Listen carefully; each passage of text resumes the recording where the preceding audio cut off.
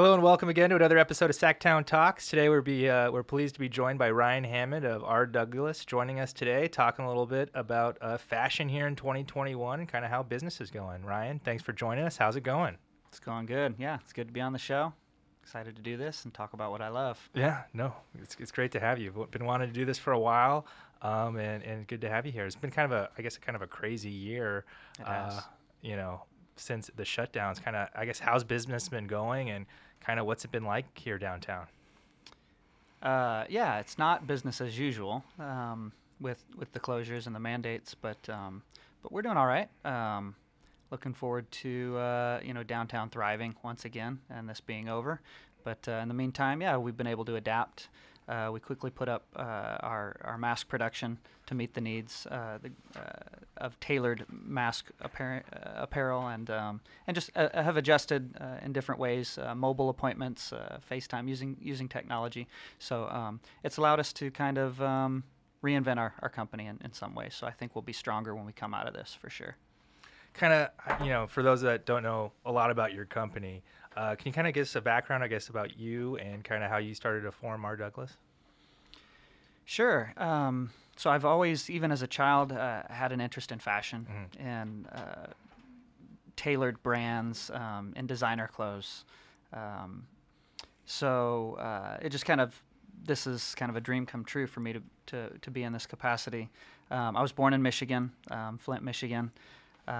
So a long ways away from here, Right. Not necessarily the fashion capital of the United States either, but moved out to California when I was a child at 7 years old. And growing up, kids would call me Tommy, Tommy Hilfiger, nickname, and different designer brands because, they just knew I cared about my appearance. And so when I had the opportunity to kind of get into a professional career after high school, I needed a tailored suit, and it just kind of unfolded to where I couldn't find what would meet my needs. And so the R. Douglas brand was actually started out of my own need and lack of finding a solution for it. So it's kind of interesting how the brand started out of my own desires and my own need to find Right. clothing. So was your first store here in Sacramento? It was, yeah. Mm-hmm. And then since then you've expanded, right? Do you have a couple statewide now? Yeah, we have a Central California location. Our Southern California operations are now mobile as a result of all of this. Right. So just kind of changed our growth strategy a bit. But we do cater to an audience all over the United States by way of FaceTime and visits and things like that. But we do regularly visit LA and San Diego as well. Yeah, I guess that's kind of one thing this pandemic has, I guess, shifted the way we all do business. Kind of clothing-wise, you're seeing, brick and mortar retailers, big, stores like Nordstrom's here locally just close. Yeah. It's pretty crazy. Never thought you'd see that. So, here in Sacramento, we're kind of all online. What is it like, I guess, making that adjustment to serving a customer that most likely you never really meet? Yeah. Our process is a very detailed process. So our clientele do initially need to visit us to some capacity. So we're able to continue to service the needs of our clients because we already have that measurement data.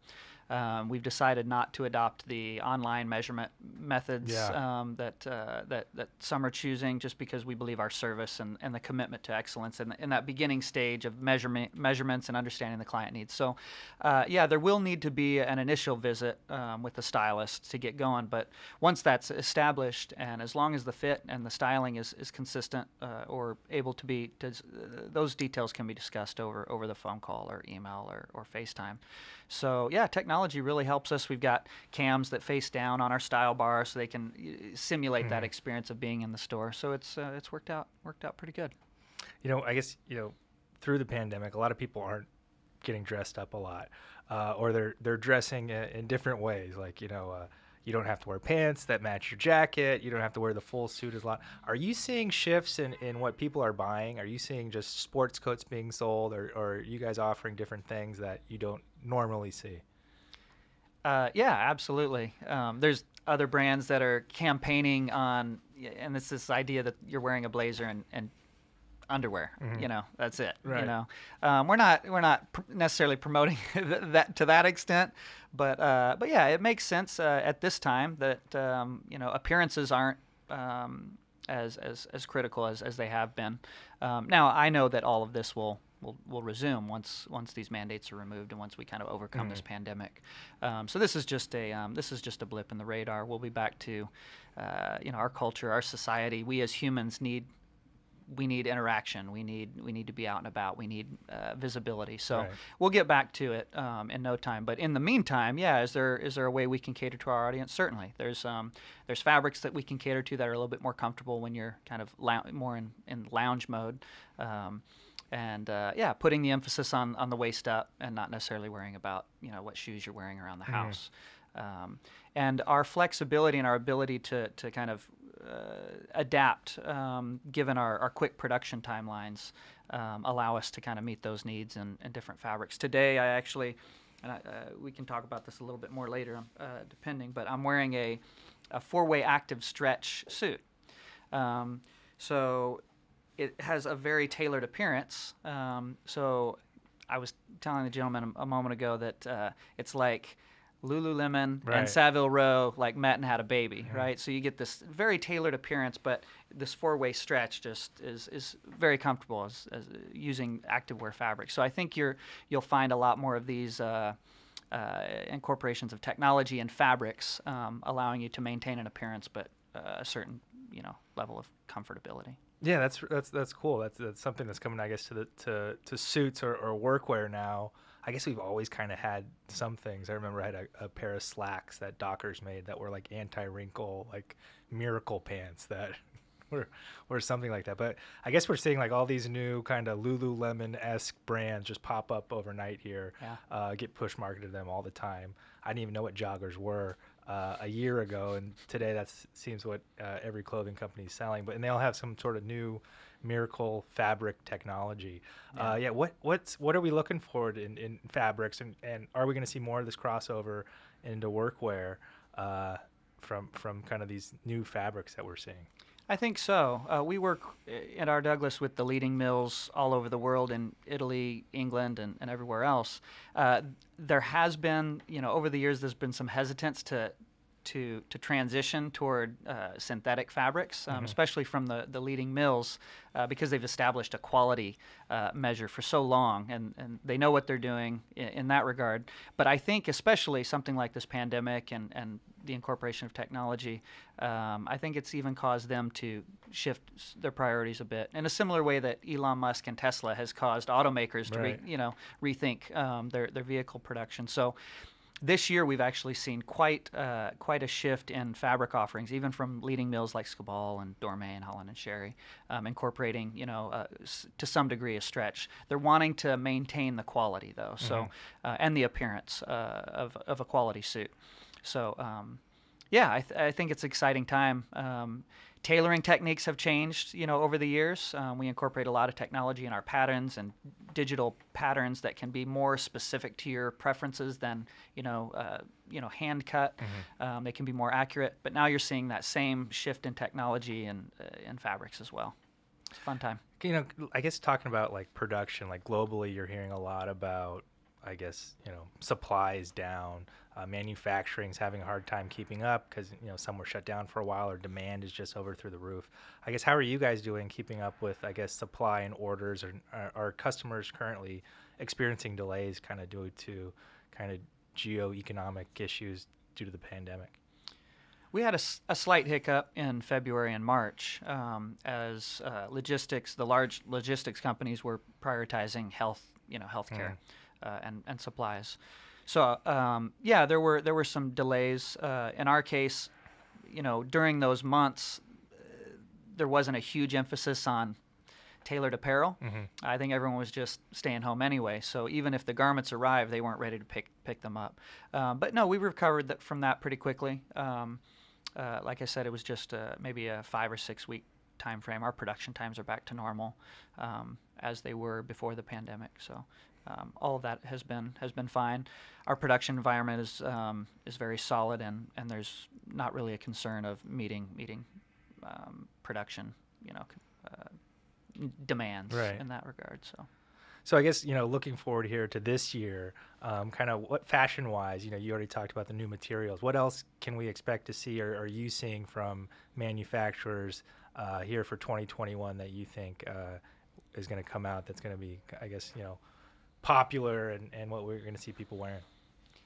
Well, I definitely think the pandemic will impact, trends. I think it's going to be a wild ride because I'm not really sure what to expect coming out of this. If there's going to be, professional wear mixed with urban wear, what all this is what it's gonna be. But yeah, certainly fabrics are making progress in technology, so that's going to continue.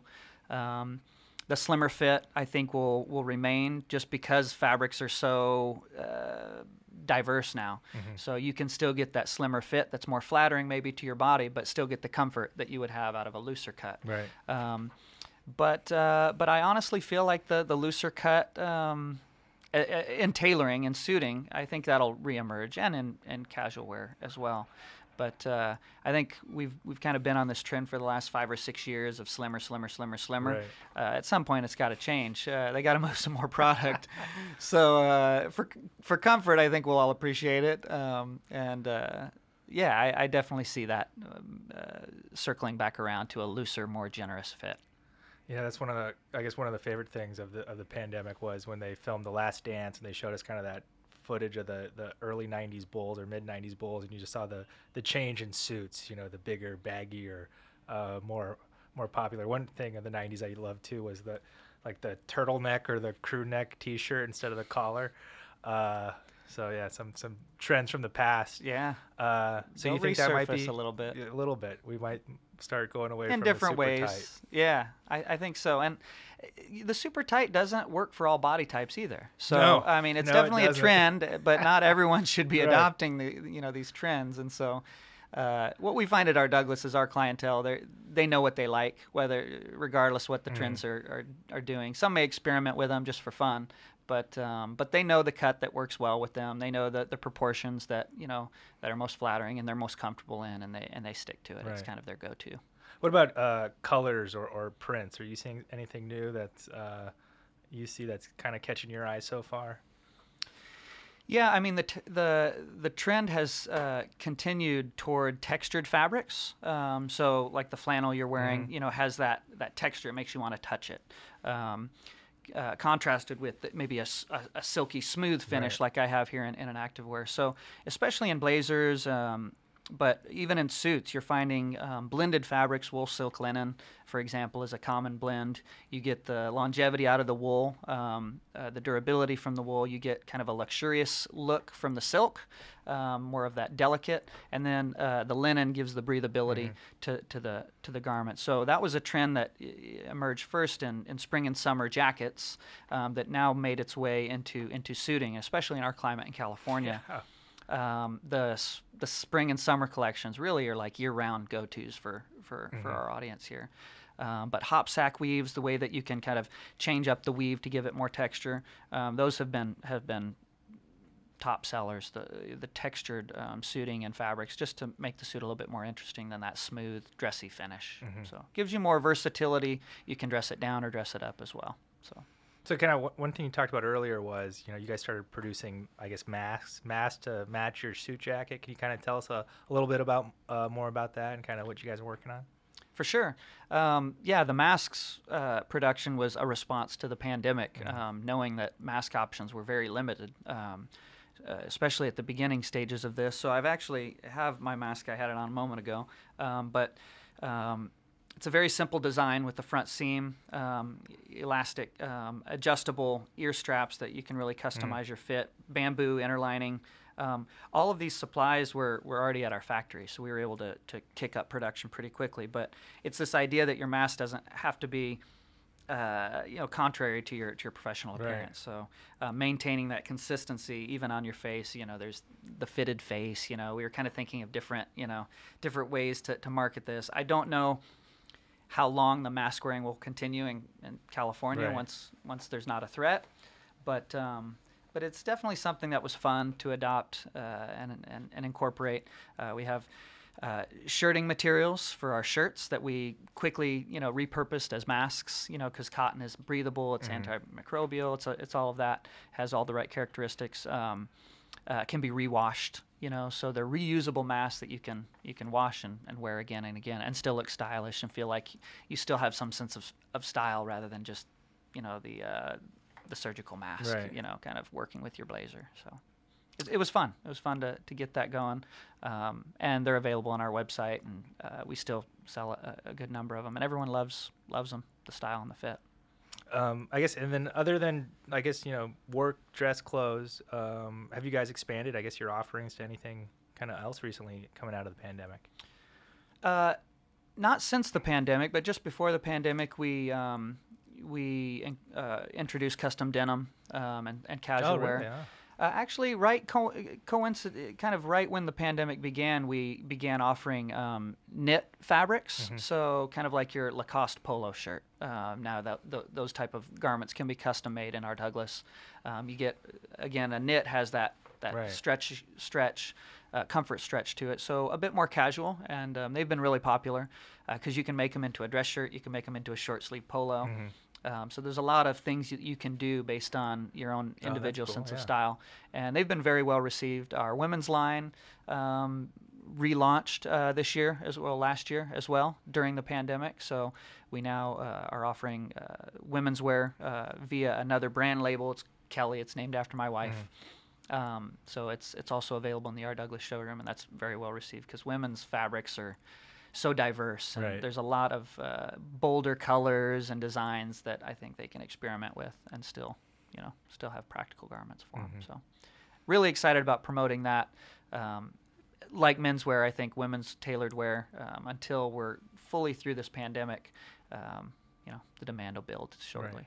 Right. So What about the denim? That's something interesting, especially with, Nordstrom going out of business. Yeah. We're going to need some jeans around here.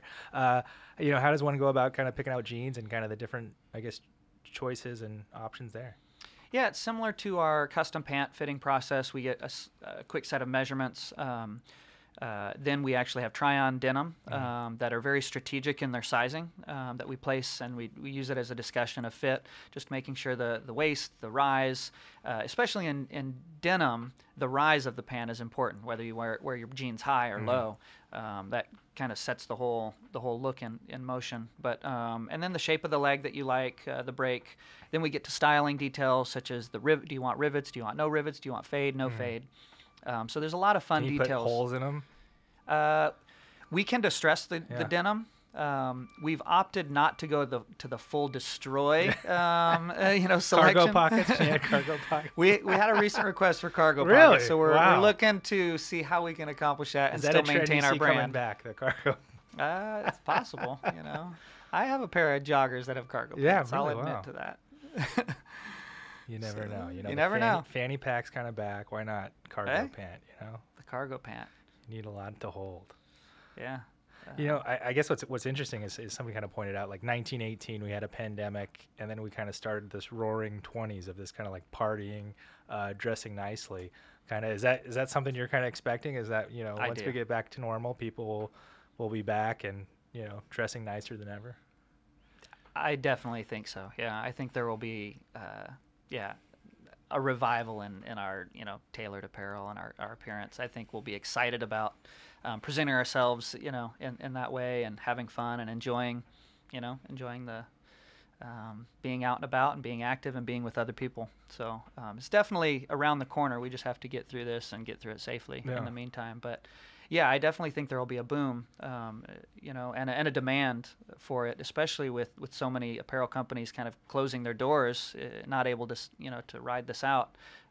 So I think there will be quite a demand for it once things are back to normal. I know we got a lot of young staffers who listen to the show, and buying their first suit can kind of be intimidating. Can you kind of tell them, give them some advice on buying suits and dress wear, and why they might want to consider coming to your shop instead of going somewhere else? Yeah, at our Douglas, we make the experience fun. I think it's a very casual environment, and it's all about the customer and their experience and what they want out of their garments. So our process guides them through that. It's not intimidating in the sense that you have a professional kind of guiding you through the process, but ultimately you as the customer are in control of the details. There's a number of reasons why R. Douglas is a great solution, but the primary would be fit. For those that struggle with fit. Secondly, full flexibility on styling. So even if you have a brand that you know that fits you decently, they may not have the blue suit that you want. So you can get the fabrics and the styling specific to your needs. And for all of that, we're right there at a department store price point. So we're with some ready-to-wear brands, we're right in line, or even below some of the quality brands that exist in ready-to-wear. So I think there's enormous value in having an expert guide you through that process. And then subsequent orders are very easy. So if time management and all of that is kind of as long as you don't grow. Yeah, and if you do, we're the experts, so we know how to adjust a garment. Where maybe that's another So you don't have to throw it out. Challenge. You can adjust an existing garment. Yeah, for sure. Other upsides with our Douglas is if you happen to snag or tear your pants or you lose it or something, we can kick off just that individual garment rather than reproducing a full suit.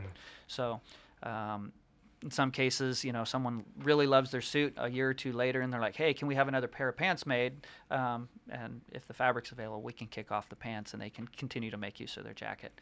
So even on the maintenance side of things, I think there's some upsides to a custom clothier. How many suits, would you recommend, like, a staffer or a young professional have kind of in their arsenal, for someone who's wearing probably a suit 4 to 5 days a week? Yeah, I mean, I would say a good rule would be 3 weeks worth of clothing that you can cycle through. It typically takes, a week for your clothes to go through the dry cleaning process by the time they pick up and then redeliver. So being able to rotate through your garments, and having that assortment. So yeah, if you're wearing a suit 5 days a week, I would say you need probably 15 suits. Wow. If that's your career path. If it's just kind of temporary, maybe you can get by, or especially in the earlier part of your career. But maybe another way to accomplish that would be a few blazers and then 5 or 6 suits, just to mix and match. So kind of depends on the daily use. Some people are harder on their suits than others. Right. So how the suits are being maintained and properly cared for. I have suits that I've had for 8-9 years that still are in great shape, but I maintain them well and I take care of them well. The more frequently you wear a suit, the sooner it goes. So having a collection of suits, you can rotate through them and get longer life out of them. How many suits do you have? I know. I'm kind of right there at that 15 to 20. I think I have 20 suits. So maybe after you combine some blazers, 25 or so. But in most areas of my life, I'm kind of a minimalist. I don't want anything more than what I need. So I'm going through my wardrobe quarterly, just making sure that there's nothing in there that I don't need. So do you give it away or do you sell it on Facebook? I give it away. Yeah. Yeah. So how many square feet is your closet exactly? It's a normal closet size. It's a walk-in closet, but probably no bigger than yours. Yeah. Yeah. No, that's but good. Every Clear piece it out. I use and I make use of, and if I'm not going to use it, then it's got to go. It's weird. I have like pieces of clothing that I have like sentimental attachments to for no reason. Oh, okay. So you just got to figure out how to get through that break. Yeah. So I mean, my wife has seen those Marie Kondo things where it's like, does it bring you happiness? Can you hug it? And if not, then you get rid of it. So maybe some of that's rubbed off on me. So. Very good. Very good. Yeah. Well, thank you so much for joining us, taking the time. Anything else you want to get out there before we go? No, I've enjoyed it, and thanks for the invitation, and I love your jacket, by the way. and if anyone listening wants to get a hold of you guys or come see you, can you kind of tell us where you guys are located and how to find you? Yeah, we're not far from where we're having this podcast. In fact, we're at 12th and K Streets. Downtown Sacramento, so only a block and a half from the state capitol. rdouglas.net is our website. So masks, tailored masks can be purchased on our website as well as accessories. Custom-made garments will need an in-store visit. We also have a store in Central California in Fresno that you can find on our website, rdouglas.net as well. Okay. Well, thank you so much, Ryan. Thank you so much. We'll talk to you later. Yep. Thanks. Are called dreamers.